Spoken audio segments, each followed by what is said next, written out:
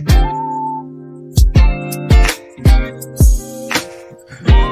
everyone, it's Dr. Neville Campbell and welcome back to the show. This is the Wellness Hustle podcast. It is changing lives. It is transforming people and it's changing journeys. When I tell you, if you've locked into the episodes before, you'll see what I'm talking about. But today's episode, I'm telling you people, this is the one that you've been waiting for. You know what? I won't even say anything more. I'll just say today, I'd like to welcome Dwight Deloach. Again, I'd like to welcome Dwight Deloach. Welcome to the podcast, my guy. Thank you. Of course, man. This has been a long time coming. Yes, sir. Thank you for showing up. At one point, I was like, is he going to show? Is he not going to show? But the excitement around you being here today, I hope it's visible. Because it clearly is. Yes. I appreciate you having me. Well, thanks a lot, man. We have so much to thank you. So much to talk about. You're so inspiring in so many ways. And I say that in the truest sense of honesty. Like when I look at you, it's inspiring to see what you're doing for the space here in Atlanta, but for the space nationally as young, Black men, young Black boys look at what a picture of success looks like. Correct. Looks like, when they look at someone who's, risen through the different challenges, navigated, whatever the hurdles were. Mm-hmm. And here you are today sitting at this seat, but also standing and sitting at tables that most people wouldn't even dream of having access to. Right. I'd like to get into some of that this afternoon because I believe that that's important. I think people see most of us at the pinnacle of what they would consider success, but not many people understand that there was a process and there's a journey behind all of this. So challenges. Absolutely. So before we get started, let me just ask you, man, tell us who you are. I mean, most people see you, they see, the glitz, they see the glam, but do they really know who Dwight is? Many people may, if you knew me prior to this space, and before we became a little more well-known, they would know the individual. But many probably glean from things they see online and create their character in their mind. But the character that they created, and I find that I get the same thing too. People have come up with a character and they almost give me what they consider, is their understanding or interpretation of who I am. Right. But it sometimes is so far from the true person because the true person, having gone through so much, they're just seeing the finished product. Correct. But they're not seeing what went into the build. Right. Let's talk about your childhood. Let's talk about your childhood a little bit. Where were you born? What was the structure at home for you? I was born in rural Alabama in a place called Greene County, just about 20 miles south of Tuscaloosa, where the Crimson Tide plays. Mm-hmm. So rural Alabama, very small town. I would say probably less than 20,000 people in the whole town. Yeah, that's tiny. Correct. Yeah, that's like less than some major universities. Correct.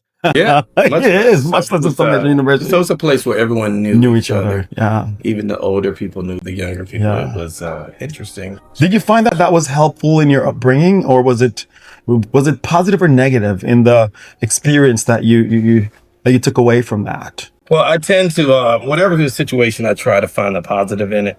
And the positive for me is it gave me room to dream because you had a blank slate. There wasn't distractions there. It's just countryside, lots of fresh air and room for you to walk and dream and reflect and meditate and such. So it was easy. Those types of things here. Here we had a lot more distractions here in the big city, but growing up in that setting, I had lots of more opportunity to dream, to meditate, to focus, and to establish goals. You know what, folks? So I'm going to share this with you. So I'm born and raised in Jamaica, right? Small town, small, very small, very rural. And like you, where the town is very small, I think my town was significantly less in terms of the population. Mm-hmm. When you say everyone knew everyone, like this is intimate. Like everyone, like family. Everyone, and if you're not careful, like your cousin, the person next door that you're trying to pull up on and say what's up, she's your cousin. Like you have to be so careful. far down. You know, if you ask enough questions, you can. Yes, you're connected. And so coming from this sort of background, you said something important earlier.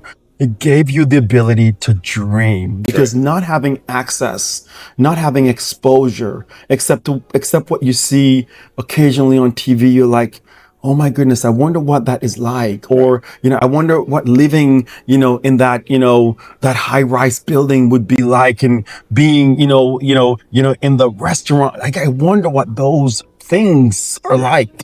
Because your experience is my experience is very different. I'm on a farm. We were, and we had lanterns. So we didn't have all the fancy stuff. And so when I saw these things, it actually ignited something in me. It ignited a drive, a push, a desire to reach for more. And, you know, I would never take no for an answer. I would always find a way around that no. And so there is something unique about people who have taken that path versus those. I'm not saying nothing is wrong in getting to a point where you have things handed and given to you, but the appreciation is slightly different, because your process, your journey, your pathway, that's what defines you and me. That's what makes us who we are, because we went through the fire of making this what it really is, versus, oh, here you are. Here's this. Now figure it out. No, we created this. We didn't have those. No, we did not. Did not. You know, as a parent that could pass on the torch. Exactly. And not only that too, but if you also layer on, being African American, that's an additional challenge that, has to be, that you have to navigate through that as you're trying to figure out everything else. So again, it's not a simple feat. No, because it's not just external, it's within that community as well. You have to navigate, you got to get out of there. So it's not always like racial issues that's keeping you in a bad space. It's, internal and external. It's crab in the barrel. You have to overcome that first and foremost. Wow. And then, of course, the corporate challenges once you get out and start competing against. I'm going to just dwell for a little bit there. You mentioned crab in a barrel. Like, we hear that term a lot, and I've used that term once in a while, but let's see if we can expand on that. When you say crab in a barrel, what does it mean? And do you think that it's still, even at this stage of your existence, it's still a factor, though it might not be? Let's explore that some more. Yes. So what is this crab in a barrel, like, what does it mean? Well, what I've interpreted to mean is people who knew you when you were in one stage of your life or development, like before you had your success or what have you, they put you in a place in their mind, and that's where they wished for you to remain. So if you break out of that space, it creates discomfort for them, and they start to act in a way that's different than they handled you prior to, which is they can either change for the negative or say that you've changed. But all you've done was growth in your life, and reach goals that you have for yourself personally, in spite of all the, one of the things they'll negative speak. I remember vividly when I used to own a bar, I would tell people I'm going to law school. And they'll laugh at you, probably. Everyone, just laugh, family members included, oftentimes. I did have a few that did.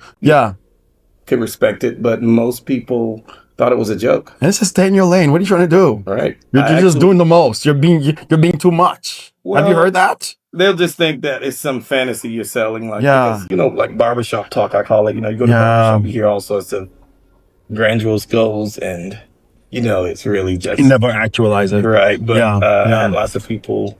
And they'll even tell you, don't waste your time on it. You know how much that costs? It's expensive to go to law school and all of that. Well, I, at one point in my life, realized the price of success is high, but the cost of failure is much higher. Ooh.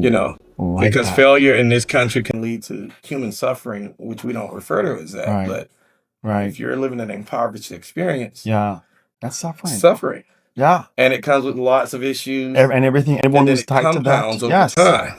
So I was like, well, I think it's worth the gamble, because sitting around here, it's not. Collecting L's on a daily basis, and watching our lives go by, it's just not sufficient for me. I'm here for only a brief time, and I hope to maximize the experience by doing my level best. And one of the things I pride myself on saying is, when I leave, they will not be able to say he didn't try. Wow. He didn't try. So that's one of the things. And I found that trying can lead to results eventually. So, guys, I don't know if you guys have listened. You should just watch that back and play it like 3 times over, meditate on it, go to bed listening to it, because that is so deep. Yeah. I tell my kids this, I tell everyone that I come in contact with every day, that we have one journey here on earth. One journey. You get one shot at this. You don't get a second do-over. You don't get a do-over at life. Do-overs. You get one shot.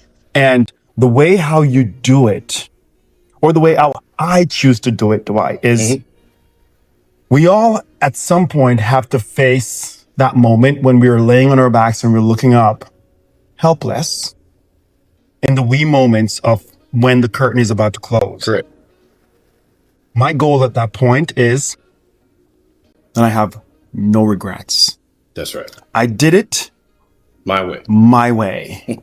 And what you said just now to me, that echoed so loudly, because that's the same thing that I live and I advocate and I preach. I tell people, let it be the way that you would have wanted it to be, because in the end, you're the only one that is responsible for all of that, because this is your journey. You're the author of your story. You're the author of your story, no one else. And if you hand someone else to pen, typically, they will write it for you. Your role isn't going to be the main character. You're going to be in a lesser role. Absolutely. If you allow someone else to pen your story. So it's important that you take the pen and author the story that you want to be told in your absence, or while you're sitting there listening, so people, as long as it's the truth, I don't care what the other things may. Absolutely.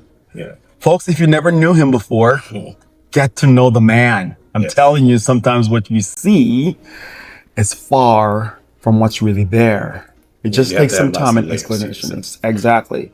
So tell me, so when you got to law, was it challenging getting through, or was it easy for you to just breeze through, blow through? Like, how was the process of coming to law?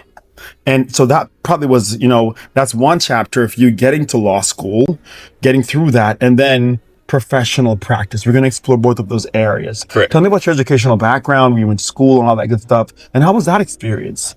Well, I had an HBCU experience for undergrad. I went to Stillman College in Tuscaloosa, Alabama. It's a small Presbyterian college, about 2,000 people or so. So it was still that small town feel where everyone kind of knew each other. And so after which I went into education. I was a teacher there for 2 years, and I moved to Georgia, became a teacher here for another, let's say 10 or 11 years. I opened a restaurant before. You said 10 or 11 years? Did you graduate when you were 15? Like, dude, that can't be. I mean, I'm looking at you now. I'm like, when did you do all of this? You're giving all these years. Really, this is impressive. Yeah, I've lived lots of lives in a short time. It's amazing. It's amazing. So I started teaching when I was like 22. Yeah. So I started young, and I discovered that I always wanted to do it for about 10 years and then get out. I actually did it about 12. But even there, some of my colleagues, believe it or not, people who should believe in you, laughed in my face when I told them, hey, I have a scholarship to law school. These are teachers who should believe in people. Yeah. They laughed, and they even made a wager. That you weren't going to make it. Right. We didn't exchange monies or anything, but they wagered me that I was lying about having a scholarship. So I had to prove it. I was like, wow, you should believe in people. Yeah. You're an educator. Yeah. And they didn't believe it. So when I saw that writing on the wall, I was like, wow, I got to get out of this environment because I can't thrive in here with this mentality if the people who's supposed to be instilling, encouraging people, pushing you further. Best, don't even believe a person who's sitting here before them. I already had a master's degree. Yeah. in which I got a 4.0, which is how I got the law school scholarship. You don't believe that I could possibly, that is crazy. Wow. And you haven't even known me very long. So it's not like you have some record of failure that to piggyback off of, but it was that mentality I was telling you about earlier, that crab in the barrel syndrome is very pervasive, and it's at every level. Even in the legal profession, those who've had the limelight for quite a spell, sometimes I think they might experience discomfort having to share it with, I'm sure you're coming into this market, emerging market for you. I like how you use the word discomfort. Oh, yeah. Because if we're coming, and we've only shown love, whenever you've been around me at any of my, we're showing love. Absolutely. Whether you see it as that or not, those things are costly, and it doesn't cost, I guess, anything to be, that's love. And so we've never, done anything that would warrant any criticism that you might receive. But I always know that, okay, even at this level, these things happen. But you have to just do your best, and they're gonna have to. That's something they'll have to deal with. It's so important to have this conversation because I do a lot of mentorship, and like I give. My practice in Las Vegas is, of course, well more established. Sure. We have a bigger presence. Branding is a lot better than it, because this is a new market for us. But from an establishment and an establishment in terms of reputations, sort of like brand identity, really strong. Footprint, very broad.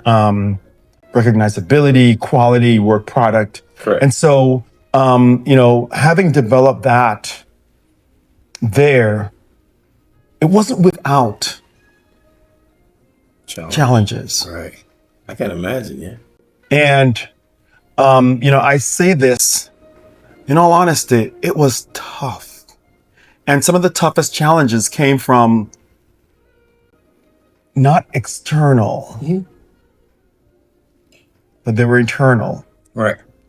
Out my own community, my own people. Correct. Who I started off, maybe as solo practitioner with 3 staff members. As they watch the brand grew, it made them uncomfortable. Correct. To the point where they would purposely do things to sabotage our progress. And I'm like, I'm in my lane, and my focus is so tunnel vision on my destination that I'm not looking left or right. So I'm just looking at what I can do to advance my business, advance who's around me, advance my team.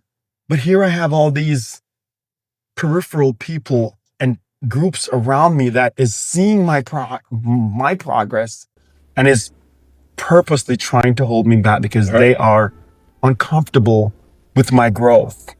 And when you said earlier that you had to change environments and change circles, it is absolutely necessary. Someone said recently to me, gave me a quote. And I knew this before, but it hit me harder than before. Elevation requires some element of separation. You're going to have to separate from certain people, certain environments, if you're going to continue to elevate. Why? Because those same people that you've been with in the trench, they've seen you struggling, they know where you're coming from.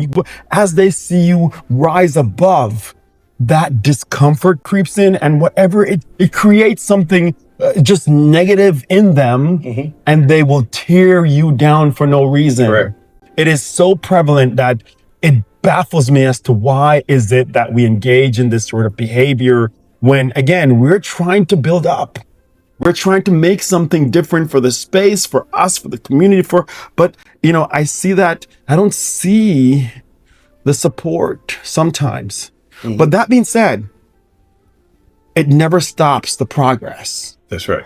We always push through. Well, just use it as motivation. Yeah, exactly. Pushes you further. Now I'm even more motivated than ever to go further, to go harder, and to put you in my rear view. I always use the analogy of, you're basically a bus driver. You have all these people that in your life, they're passengers. At any given stop, someone may get off. That's a non-supporter or someone you outgrow to a point that it doesn't make sense for you to be involved anymore. And or sometimes you might have to ask them to step off. Yeah. But this bus is going to keep on going. Along the way, you have to stop and open the door. And sometimes it hurts you to see some people step off. You're like, you're leaving? And I got to close the door and keep it moving. Do a simple nod and keep moving. And but conversely, there'll be others who might get on at that stop. Yes. Who may be beneficial for your journey. Yes. At that time, at that season. Yeah. So you just got to know that a lot of it is temporary. Yeah. No matter how soon they got on the ride, sometimes they get off because they're going on their own journey as well. Yeah. And your path may not be leading them into the community that they want to thrive in. So. That's such a mature perspective. I just had a conversation with a provider and he said to me, it's just so difficult for business owners sometimes to realize that not every person is in your life forever. No. Not every employee is with your company. The moment you find a way to detach from that idea, then the moment you begin to get more peace, because when someone comes, even if you're best employee, understand that they have a journey, you have a journey as well. And sometimes people are given to you for a period of time. Correct. Keeping them longer results in actually in a diminishing return and sometimes deleterious effects on your movement. So you just need to recognize sometimes that this is the thing that needs to happen right now, and we just need to let them go, because if you don't let them go, you're inhibiting or you're holding back your own growth. Right. And so I've come to terms with that. It took me a while though, Dwight. It wasn't overnight. I developed something known to myself as my new reality. And that was something I developed by dealing with things like grief. Yeah. I have to convince myself that this person no longer exists in my new reality. That is my older reality when they were there and when things were great.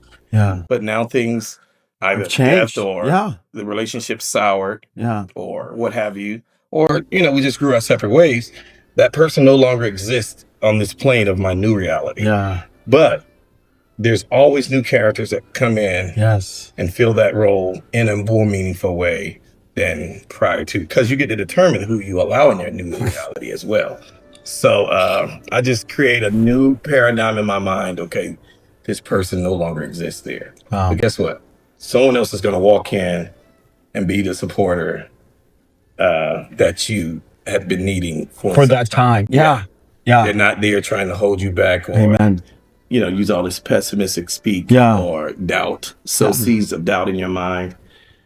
You got to cut them. Be like, well, this is your stop.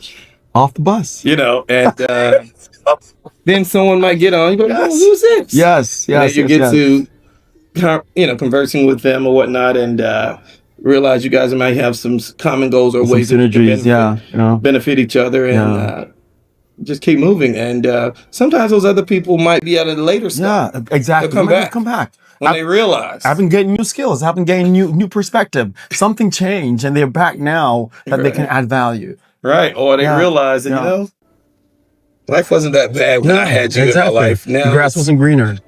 Correct. So, and if it didn't end too poorly, we're open to, but you're gonna have to prove, follow demonstrate. Exactly.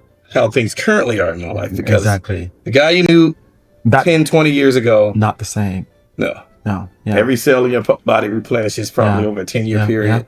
So you're totally a different person. So they have to accept you for that. But many people, unfortunately, want to keep you in that box of the kid they remember from the farm or what have you.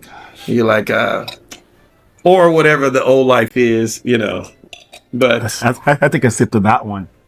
Wow. We have to just keep pushing forward and doing our best. And like the things you were mentioning earlier, like the social media presence, is I do want people, people need to see you winning, in order to be inspired sometimes. Not everybody's a hater, but there are, quite a few that, have doubts or look for the, the glass half full approach. But many people are inspired, and they'll come up to you and tell you, "Listen, because of you, I decided to go to law school and pursue my dream of being an attorney, and or whatever things it may be." So, man, Dwight, where do you see yourself your brand in 5 to 10 years from now? Well, my goal, which is I'm working on that goal actually, is to be more of a national brand. I want to have practices in other states that the space I've chosen to practice in can thrive. So we're looking to other states and become more of a national brand. So, someone asked you a question that I get, that I try to, and it could be challenging in terms of this ideology, but I believe that, and I tell my team this, because we meet every week. I thought when you were speaking earlier, I'm like, was Dwight listening in our meeting? Did someone plant a bug, and was he listening? Because he was echoing some of the same things we discussed. But, I talked about, having these plans and goals, but are you one of those people where, if you have let's say your 10-year plan, do you believe that every decision that you make here for the next leading up to that point, it's either going to be benefiting or, moving you closer to or further away from those goals? And are you purposeful in the decision-making process on a daily basis? Yes. Every day I set out to, with the intent to go after the short term and the long term and feed the long term at the same time. So every decision I make, whether that's people I deal with, personally, professionally, it's all geared towards that common goal that I have for myself. And so we have short term and long term goals. And so far it's been working out. Hopefully that will continue to be the case. And we always, plan for unexpected things to happen that may not have been a part of the plan. And but that's life, right? We can't let it flexible and adjustable and adaptable. As long as we're healthy and if my mind is sharp, I'm going to continue to work towards the goals that we've set out to accomplish. I want to take it as far as we can. I admire those who are farther along in their journey. And I don't hate on them. I respect it. I'm like, listen, I see what that is. But we're coming. Yes. I want you to know. I love this. There's gonna be a day. Exactly. We're gonna be in the room. Yes. And we have something to say. So I'm happy for everybody that's winning. And I admire it when I see others, winning. I love what you're doing. You're coming into this space. Your presence is growing. And becoming a well-known member in this Atlanta community, which can be challenging. There's lots of people been here doing what you do for eons. And I haven't met them yet. So thanks, man. I appreciate that. That means a lot. That's admirable because I want to expand into other cities. And hopefully, I'm able to do it in a way that you've been able to do it. Well, I'll tell you what, if you ever, and when I say ever, decide to expand into the Nevada, Las Vegas specifically market, please let me know. That space is growing like never before. And so definitely if you ever, please feel free to reach out. Any resource that I have will be your resource. Right. Any information that I have, because I'm that guy, man. If anyone enters my space, I tell people I don't compete.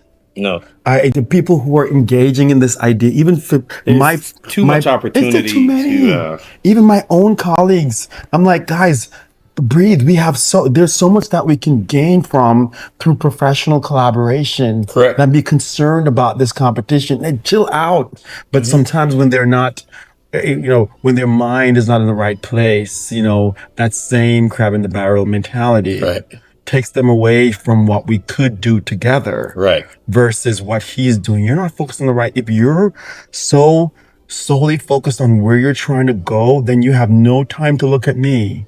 That's why I can't see. I don't know what they're doing. I don't know what anyone else, because I'm just looking at tunnel vision, where I'm trying to go. Right. If I shift focus, I might miss something. No, I need to stay focused right now. And so, that drives and pushes me forward. I love the fact that you're thinking bigger and broader. I tell people, that they ask me, so when do you so when is enough? Like, when do you stop? And I'm like, well, if you tell me to stop dreaming, then you're asking me to die. Correct.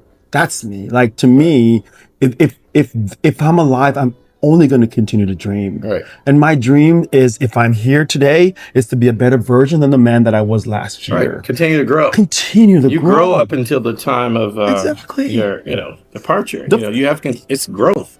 Even though your body may age or whatever, you still, as a person, you should be growing. Still growing. And being a better version of yourself. Yes. Every step of the way, I was like, your birthday's a tabulating, but yeah, I'm only going to get better. Only better time. Like, yeah. I look forward to being, Every year I'm excited because I tell people, look, I am challenging myself each and every year to be better than the version I was last year. And if I can achieve that every year, then I'm on my path of success. Correct. And that's my goal. Now, so as we're about to conclude, man, I know I've kept you, we've talked, but this is great. So, looking at sort of the future and sort of, growth of practice, have you explored and, where does mentorship serve in sort of your grand scheme, your future plans? Mentorship, is it important? It is important to me. Yeah. Yes. I, of course, I'm from a education background, so you are in some way a mentor to every student you come in contact with. And I have a lot of people reach out to me, and they want opportunities to be a mentee. And I'm open to that, but one of the things is, you're going to have to show me that it's something you want. Yeah. I don't want to waste your time. Correct. It's a time waste. I'm not here to motivate you to win. We're going to put you in a position to win. Yes. But you're going to have to show that you want it. Yes. And oftentimes they come in and just want to ride your wave and get whatever little crumbs there. No, you need to want this thing. Yeah. And we need to know that you do, because that's the only way you're going to really win. Anything can happen in our relationship or, you have to part ways. But if you didn't have that killer instinct or that drive to win for yourself, I don't say you have to have the resources, but that thing has to be inside you. Your mind has to be made up, and the motivation needs to be there. Yes. And because how precious our time is. I don't have time to waste. I don't want to be, now I got to motivate. Yeah, no. You need to want this for yourself. Look at your situation. Yeah. And decide for yourself. Do I want this? And so it has to be that way, because if you have someone around that's a waste of time, Dwight. That now you got to be doing all this correcting them, and they don't want it. I'm not parenting. No, they don't want it. We're gonna give you a chance to win. Yeah. Just show us you want it. And that's my approach to it. It has to be, because otherwise, you just got one more person to drag along, to babysit, and we don't have that time. You really don't, and it takes away from you as well. But if you got a highly motivated individual with you who's want to get to that, put in the work, that can be beneficial to you. Yeah. But if they're kind of like quasi committed, you got to let it go. Yeah. No worries, man. I get it. I get the same. I get bombarded every time with people, wanting to have, mentorship opportunities, and I go through the same process. And I'm like, I'm done with the, being, your motivator and bringing your discipline. Like, you have to come with both, because otherwise this will not work at all. And I've seen it fail several times to the point now I'm like, no, that's when it becomes work for you. Yes. The mentor.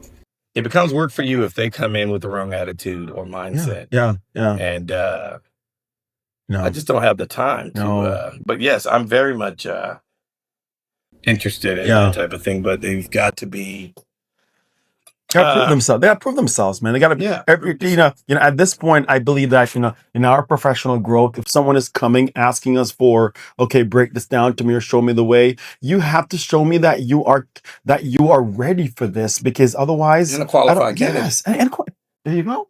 Because, a lot of people like to go to the bottom and get, not everybody's going to win in that space. No. Your path may be something else.